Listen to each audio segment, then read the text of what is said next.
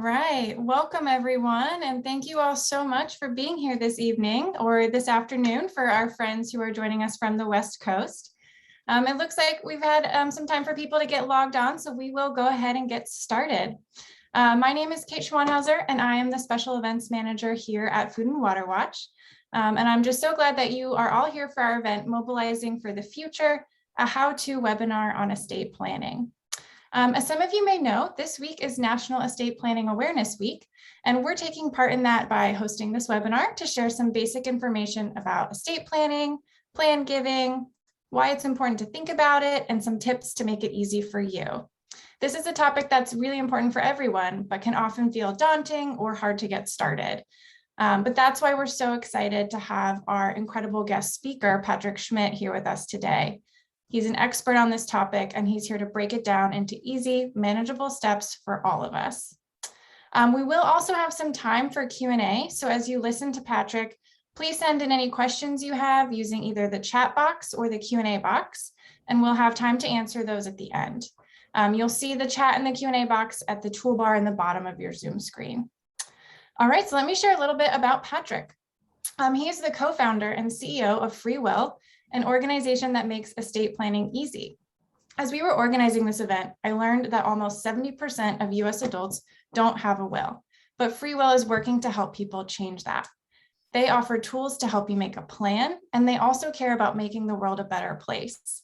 So they partner with over 600 nonprofits, including Food and Water Watch, to make it easy for people to leave a gift to an organization they care about if they choose to do so.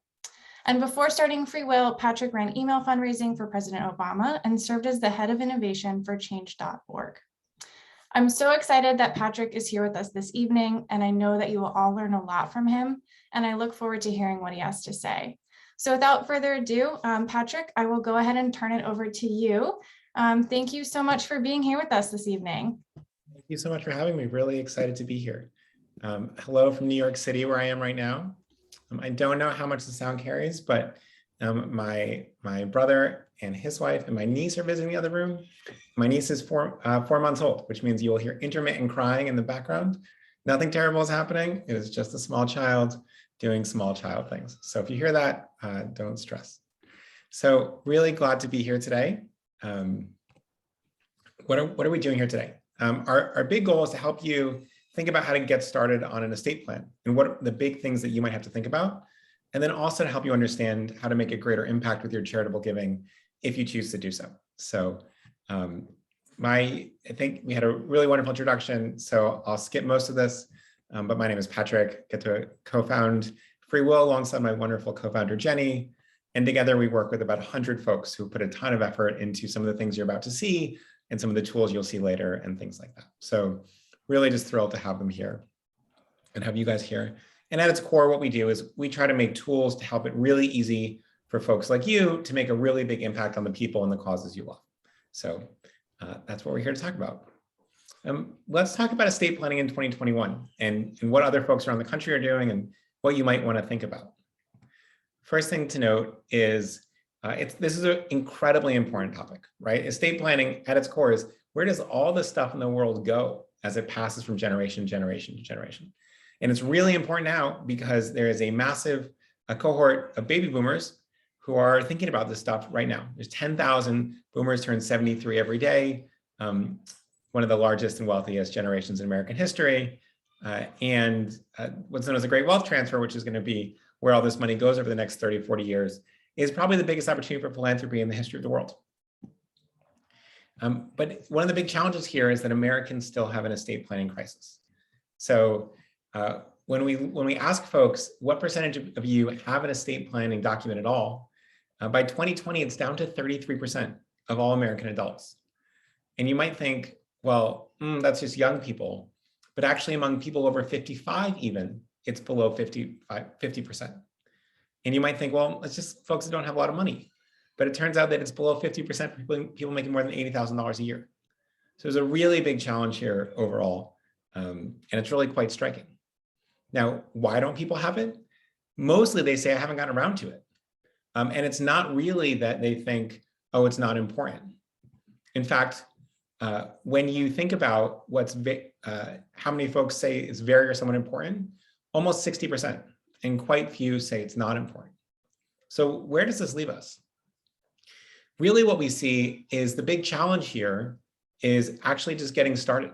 It's not about, do we think this is important, or do we think it's worthwhile? Everybody thinks it's important. Everyone thinks it's worthwhile. And so what I want to talk about in the next 15 minutes or so is how do we start thinking about this and what are some of the first steps we might take? So let's talk about the big things to think about. My brother and his wife recently had to go through this. And one of the big questions is who's going to look after the kids? So if you're a parent, the surviving parent usually gets custody. But if not, a guardian will be responsible for children's daily needs, including things like housing, healthcare, education, etc. If no guardian is named, then a court decides, and we really don't want that. A couple of important considerations are religious preferences. Is there a certain way you want the child to be raised? Physical ability. Does someone actually have the ability to chase after a 4-year-old if it comes to that? Emotional stability, financial stability, and then things like geography. If you want the guardians to be close to your parents, then you'll have to make sure someone's in that general geographic area. Big thing here, don't make this a surprise. So if you're going to name someone a guardian of children or even future children, you really want to make sure you have that conversation in advance. Number 2, who will manage the estate? And that means the sort of dispersion of things. The executor, or executor rather, of a will or trust is broadly responsible for carrying out your wishes. A couple important considerations, things like, do they have time to do it? Will they be intimidated by dealing with lawyers and courts and financial advisors? Do they have the emotional quotient to deal with loved ones? They're going to be the one talking about who gets what and how this all rolls out. Also, another really important thing is don't make this a surprise either. It's really important that you have this conversation well in advance. Anything could happen. Third question, and this is what people traditionally think about of estate planning, but it's just one component. Who gets the stuff? From cars to real estate to stamp collections or photo albums, who gets what is especially important. Do you want to divide things evenly among children if you have kids? Or do you want to divide things according to need? Do you want to solicit preferences in advance and have that conversation? Or do you want to just decide it all on your own? Should real estate or other large assets be sold and divided? Or should one children or loved one have the chance to buy others out if we're dividing it?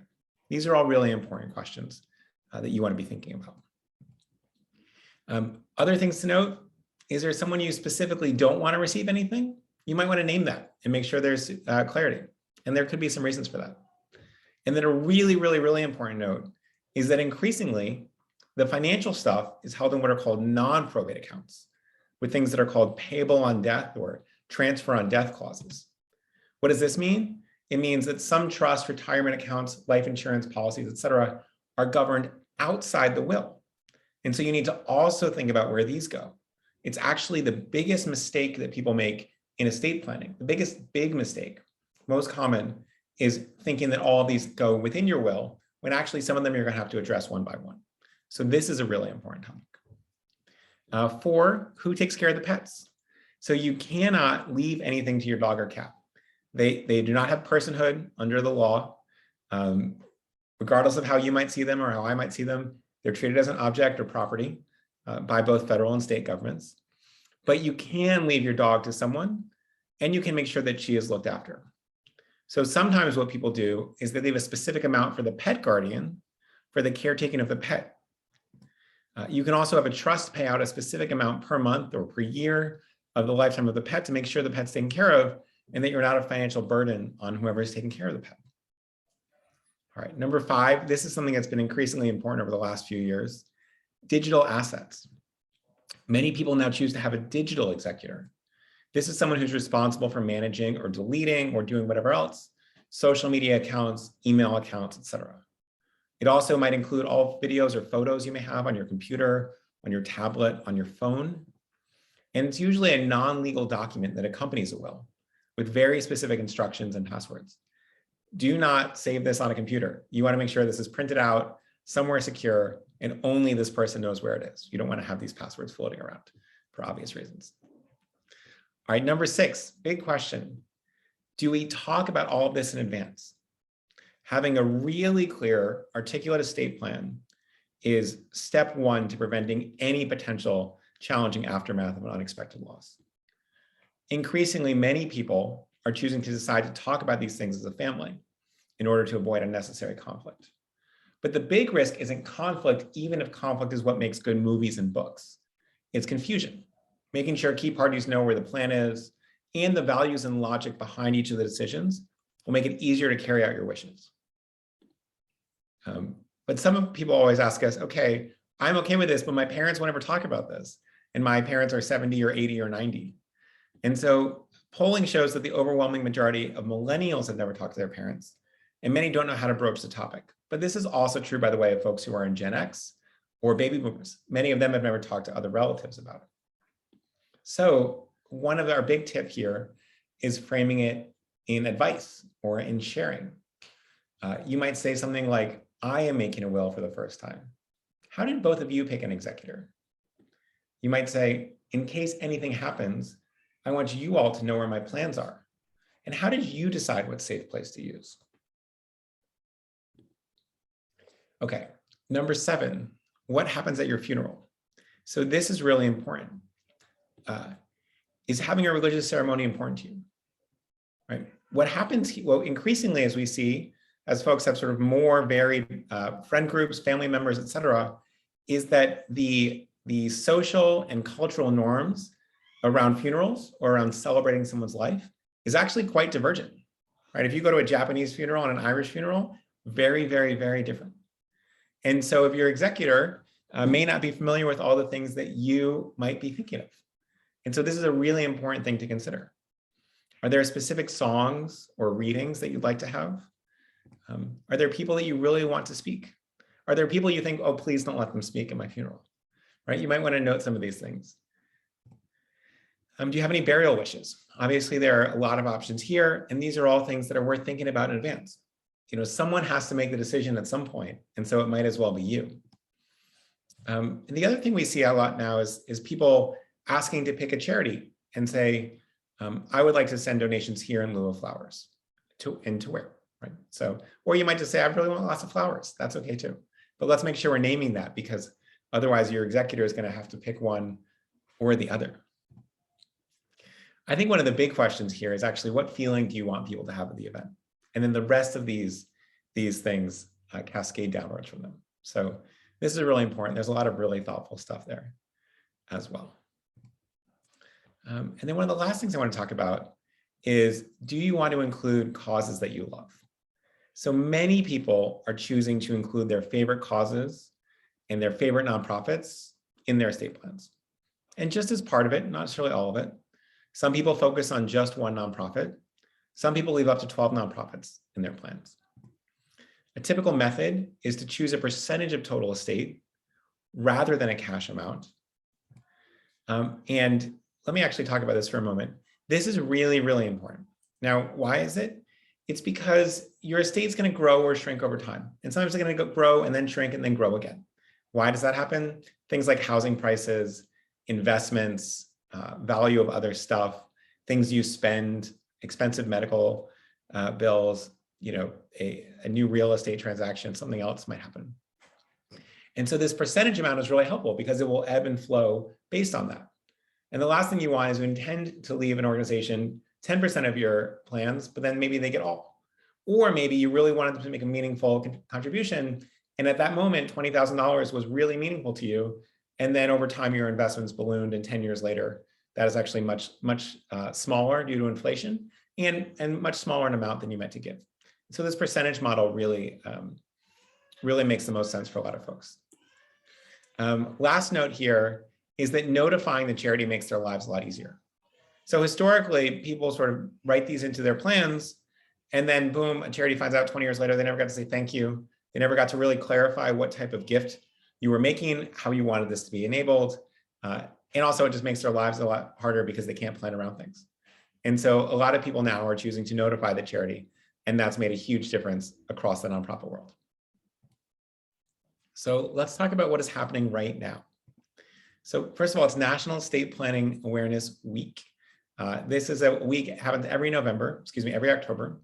And across the country, lots of different nonprofits and legal organizations and others are just reminding people to think about their plans and we're doing it sort of as a community. It's really nice. It's a very popular month for will writing. It starts, I believe, the 18th, which is today, and goes to the 25th. We're helping across the board close the gap on the number of Americans without a estate plan. And then what we also see is that a lot of folks have included nonprofits in their plans, and that's really exciting, but also really exciting for folks who make plans and either don't have the ability or interest to do so as well. So both of those are really great options. It's really important to have a plan in place. We've partnered with Food and Water Watch, and we're really excited about this. And so I'm going to paste this in the chat right now. So this link, if you can go ahead and you may have to copy it into your browser instead of simply clicking it, depending on your version of Zoom.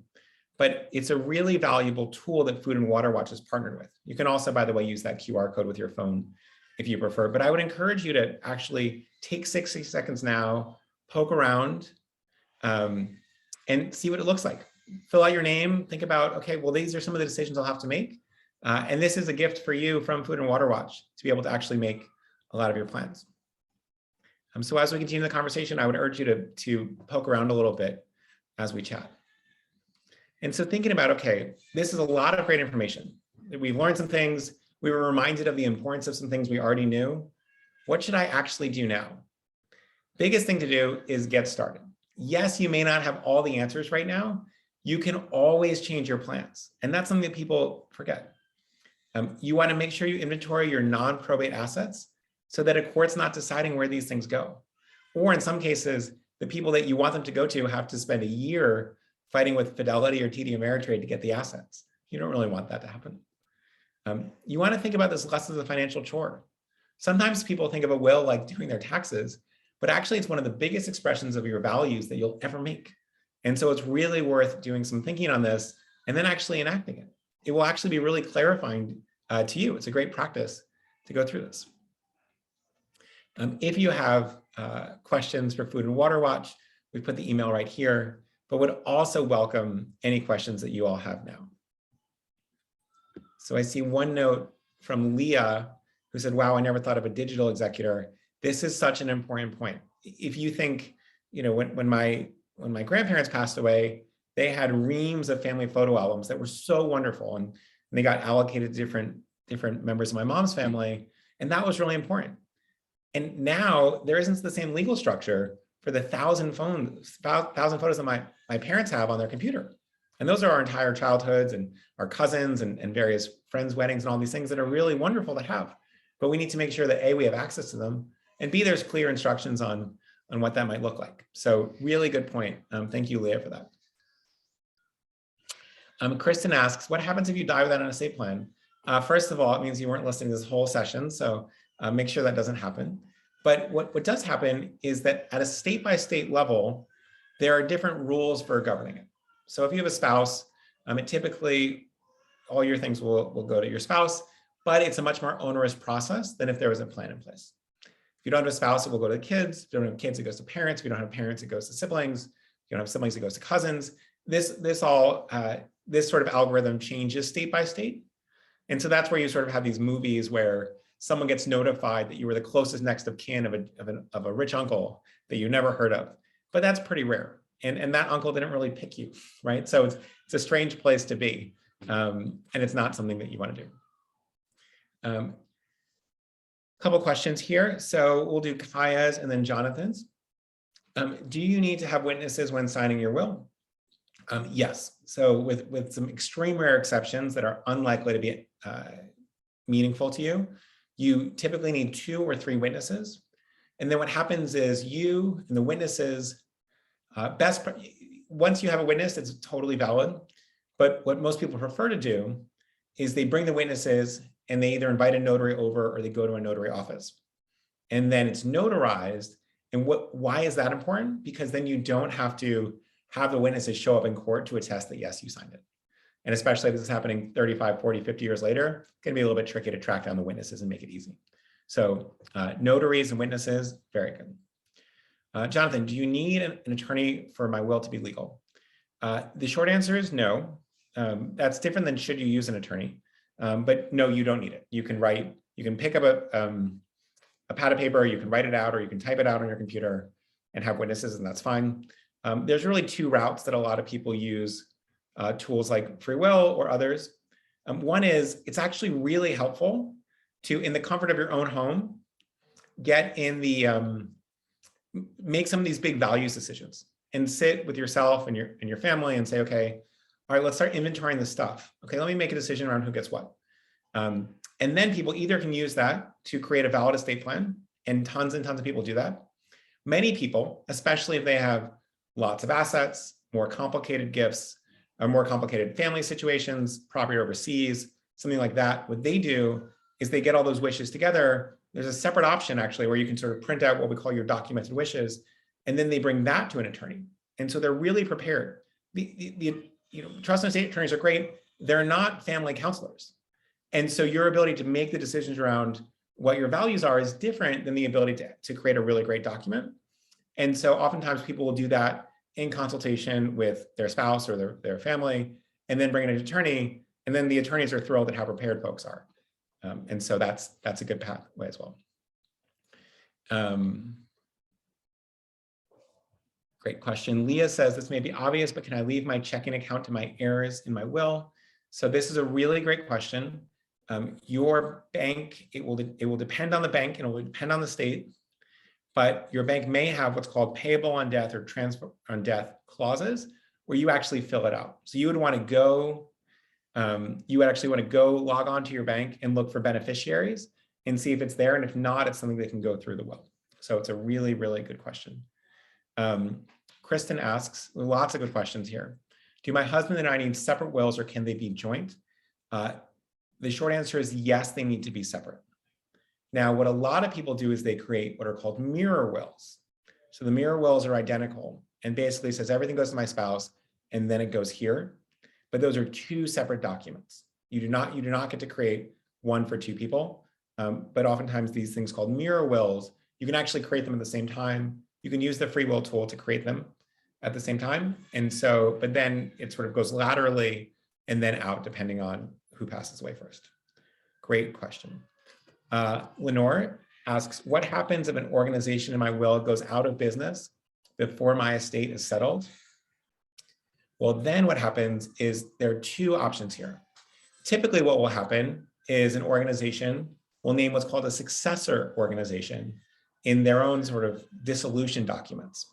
And so, for instance, if Greenpeace goes out of business, they might say the Sierra Club is the closest proximate. And so any donations that are going to come late or any bequests will go to the Sierra Club, right? So that's one option. Or, and that's basically, by the way, every organization will do that. So in the scenario where that doesn't happen, what typically happens is the money returns to the executor, or the estate rather, and gets distributed among other folks. So the executor is in charge of figuring that out, but that it will vary a little bit based on that, but almost everybody will have a successor. In some cases, this is similar to say, let's say you have a cousin you really like, who may be your age, possible that the cousin predeceases you. There will be parts of the will that says, okay, well, I'm going to leave 10% to my cousin. And then the question is, okay, if said cousin predeceases you and has some children, do you want it to go to the children, or do you want to come back to the estate and get divided by the remaining folks, right? And so all these are sort of questions that you want to really think through as part of this process. Those are really good. Those are really, really smart questions. Thank you, Kia. Thank you, Lenore. I don't know if folks can hear this, but Niece Kayla is going strong in the background. I think it's past her bedtime. Kia asks, will your executor be responsible for paying if you have debt? So yes, they are responsible for paying out of your estate. So meaning that you may owe debts out of the estate, but they will never be responsible for covering any overflow. So let's say there's a world where I'm just a profligate spender and Kate is my executor and I've spent way more than I have. She's the executor, bless her, she's in charge of divvying that up among creditors, but there's no world in which it then comes out of her pocket. Leah says, how do I know if I need a will or trust? I do have a small child, great question. Typically, you can do either. There are two reasons to get a trust. So something called a revocable living trust happens frequently for people in California, where the probate process is so onerous. I won't go too much into why it's better, but it simply avoids a lot of court time in California in particular. And so actually when people go to freewill.com from California, we say, hey, here's a whole tool to create a revocable living trust. Now, for folks with lots of money, who have minor children or children who are 19 or 20, and they think, wow, dumping all this money on a 19-year-old is a bad idea, then you may want to set up a trust that says, okay, X amount per year. But if you have it as for a minor, but you have a guardian, that money will sort of go into, will be sort of set aside for the caretaking of that child. Kia asks, how do you recommend when choosing an executor? Can it be a close friend? Needs to be a relative? Either one. They don't need to be a relative, so it can be anyone. You would basically think of who is the most competent, sort of emotionally steady person I know who I'm close enough with to ask this. So I mentally have a good friend who I think is just very good with financial stuff, with project management. You know, being an executor is a difficult job, but it's sort of like managing any other project. Sort of like who would you trust to run the bake sale also makes a pretty good good aspect for an executor. And so that's a big deal. Great question.